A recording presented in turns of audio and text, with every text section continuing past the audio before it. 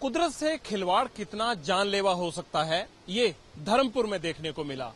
इस वक्त जिस जगह मैं खड़ा हूं, कल यहां पर 20-20 फीट तक पानी था। और ये पानी क्यों आया, बस अड्डे तक पानी कैसे पहुंचा? मेरे पीछे सोमखड्ड का सैलाब है। इस बहाव से होकर सोमखड्ड जाती है। और अगर हम देखें कि निर्माण कहां हुआ है बस अड्डे का, तो निर्माण एक तरह से खड्ड के जो बरसाती रास्ता है उसके बीचों बीच हुआ है।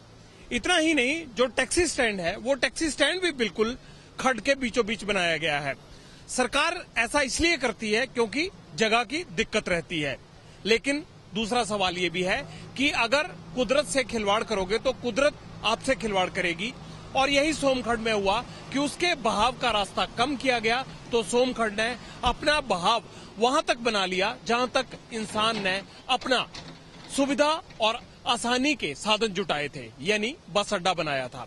ये 4 बसें देखिए, अभी इनका रजिस्ट्रेशन नंबर भी नहीं लग पाया है और इनको केंद्र की स्कीम के तहत धर्मपुर में चलाया जाना था।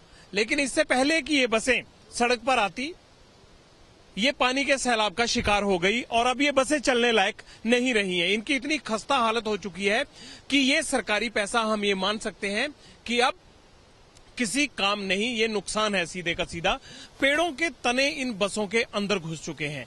जो पुरानी बसें थी उनको भी नुकसान हुआ, जो नई बसें चलाने के लिए यहां बस अड्डे पर लाकर खड़ी की गई थी उनको भी नुकसान हुआ।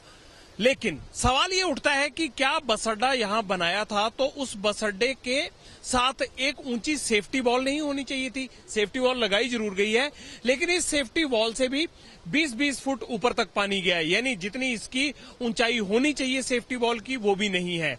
और जहां सेफ्टी वॉल लगाई गई है वो सेफ्टी वॉल भी सोमखड्ड के जो उसके बहाव का रास्ता है उसके बीच में ही लगाई गई है। जाहिर सी बात है कि कहीं ना कहीं नियमों की अनदेखी हुई। आप कहां थे कल जब ये पानी आया? कल जब शाम के टाइम पहुंचे, ऐसे पीछे घर गए थे हम, नाले बहुत बुरी तरह आए थे, क्रॉस नहीं हो सके उस टाइम।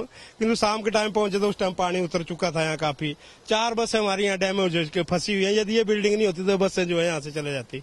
लेकिन ये बिल्डिंग भी खड्ड के बीच में बनाई गई है, इसीलिए जो है ये नुकसान हो रहा है मुझे लगता है। के बीच में बिल्डिंग बनाने वाले जाने किस बनाई, किस हिसाब से बनाई गई हो तो हम नहीं कह सकते कैसे क्यों बनाई है। किंतु जिस तरह जो है बंजर देखा हमने, ऐसा बंजर हमने 53 साल मेरी उम्र हो गई, ऐसा तक हमने नहीं देखा था। आप यहाँ बस अड्डे पे कब से ड्यूटी मेरे को यहाँ 5 साल हो गए यहाँ आए हुए। 5 साल में 4 बरसात पहले भी निकली है, ऐसा हुआ? बरसात में हुआ ऐसा, पिछली बरसात में और इस बरसात में, बाकी पिछली 3 बरसातों में ऐसा कुछ नहीं हुआ। इस बार जो सारे रिकॉर्ड टूट गए, पहले इतना ज्यादा नहीं हुआ था, पिछले साल इतना नहीं हुआ था, पानी आया था। किंतु इस तरह इस बार तो कम से कम 40 फुट पानी आ गया, बसों के ऊपर से क्रॉस पानी हो गया, ऊपरली मंजिल में पानी लग गया। आप हमें ये बताइए कि अंदाजे से दोबारा लोग इस बस अड्डे से कब अपनी मंजिल तक जाने के लिए बस पकड़ पाएंगे? बस के लिए ज्यादा महीना है, मैं तो 1 महीने के अंदर कहता हूँ। कम से कम 1 महीना तो लगेगा इसको, जैसे ज्यादा भी लग सकता, किंतु कम से कम 1 महीना तो लगेगा इसको जरा थोड़ा सुचारू रूप से चलाने के लिए। करोड़ों रुपए का नुकसान है और बस अड्डे को दोबारा चालू होने में 1 महीने का वक्त लगेगा। और बीच में जो रिकॉर्ड गायब हुआ है और या जो बाकी सामान गुम हुआ है उसकी भरपाई कैसे होगी, इसके बारे में अभी फिलहाल किसी के जहन में कोई प्लान नहीं है। तो एक बड़ी त्रासदी के बाद अब ये सवाल उठ रहा है कि कैसे इस सारे ढांचे को, इन सारी सुविधाओं को दोबारा पटरी पर लाया जाएगा। कैमरामैन गुलशन के साथ जगविंदर पटियाल, एबीपी न्यूज, धर्मपुर।